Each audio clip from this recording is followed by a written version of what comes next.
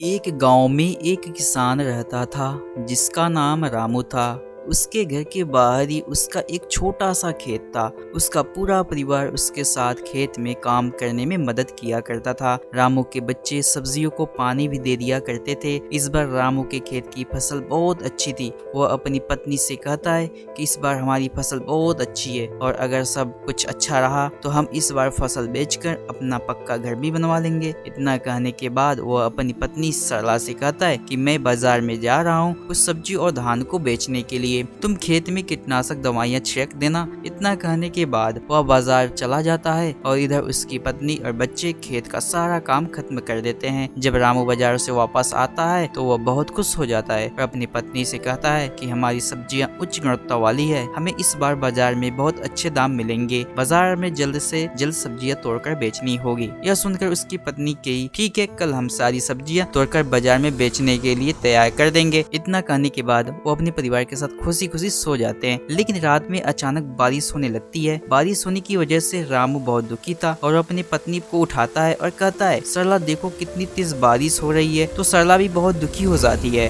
और वह कहती है, हे भगवान, हमारी फसल का क्या होगा। दोनों पति पत्नी भगवान से बारिश बंद होने के लिए प्रार्थना करने लगे, लेकिन बारिश रुकने का नाम ही नहीं ले रही थी। यहाँ तक कि कुछ देर बाद ओले भी पड़ने लगे। पूरे खेत में बारिश का पानी भर गया। इससे वह दोनों बहुत परेशान थे। रामू ने कहा, सरला बारिश का पानी बढ़ता जा रहा है, धीरे धीरे ये पानी हमारे घर में भी भरने लगेगा और हवा भी की वजह से हमारे घर का छप्पर भी टूटने लगा है। दोनों बहुत ही परेशान थे। किसी को समझ नहीं आ रहा था कि ऐसी परिस्थिति में उन्हें क्या करनी चाहिए। सरला ने अपने दोनों बच्चों को उठाया और अपने पति के साथ किसी सुरक्षित स्थान पर जाने का फैसला किया। जब वो अपने घर से निकले तो देखा पहले से ही बारिश के पानी की वजह से कई घर टूट चुके थे। पूरे गाँव में पानी भर चुका था और गाँव के अन्य लोग अपना सामान सर पे रखकर गाँव से निकल रहे थे। पूरा गाँव दुखी था। सभी एक दूसरे की मदद कर रहे थे। सभी गांव वाले गांव के बाहर के पुल के ऊपर आकर रुक गए। कुछ समय बाद बारिश रुक गई और अगले दिन सुबह सरकारी लोग गांव में फंसे लोगों के लिए खाना लेकर आए। गांव वाले खाने को देखकर कर्मचारी की तरफ दौड़े। रामू को भी खाने के कुछ पैकेट मिल गए। रामू ने वो खाने के पैकेट अपने बच्चों को खिला दिए और दोनों पति पत्नी भूखे रहे। अब गाँव वाले को कुछ साहसी महसूस होने लगी। अब उन्हें पूरी उम्मीद थी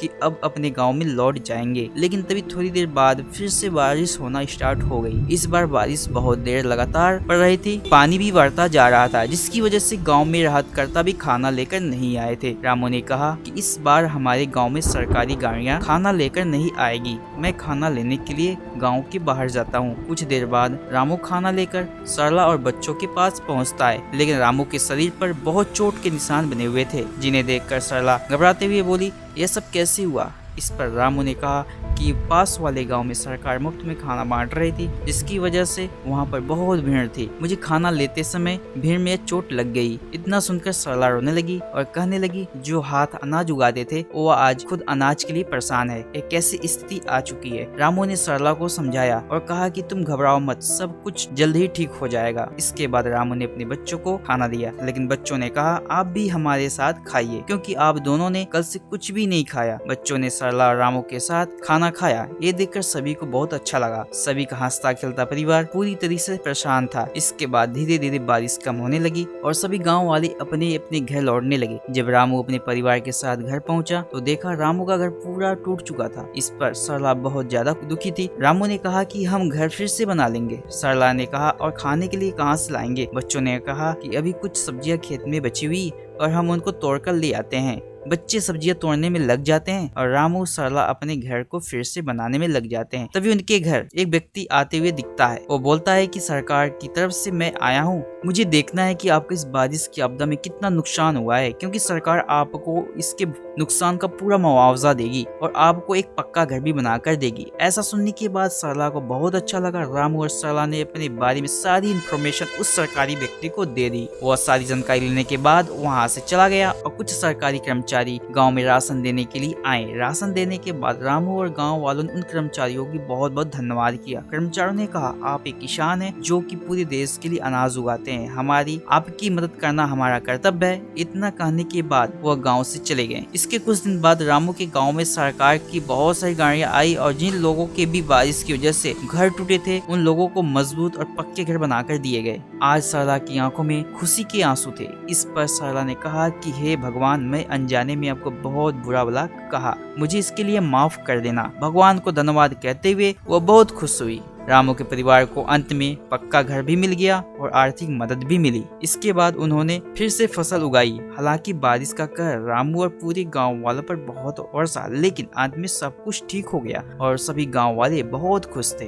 अंत में इस कहानी की सीख क्या मिलती है? तो इस कहानी का सीख मिलता है, जब अमीर लोग अपने पक्के घरों में बारिश का आनंद लेते हैं, वहीं एक गरीब किसान अपने खेतों को बचाने के लिए भगवान से प्रार्थना करता है। और आज भी कई गाँव ऐसे हैं जहाँ पर बारिश के कारण लोगों के घर टूट जाते हैं और हमें गरीब लोगों की मदद करनी चाहिए। ऐसे वीडियोस देखने के लिए मेरे चैनल को जरूर सब्सक्राइब करें, क्योंकि हर रोज ऐसे अच्छी कहानियां हमारे चैनल पे अपलोड होती रहती हैं। तो आपसे रिक्वेस्ट है, चैनल को सब्सक्राइब करें, साथ में बेल आइकन को प्रेस करके रखें, जिससे नई वीडियो आने पर सबसे पहले आपको मिल जाए।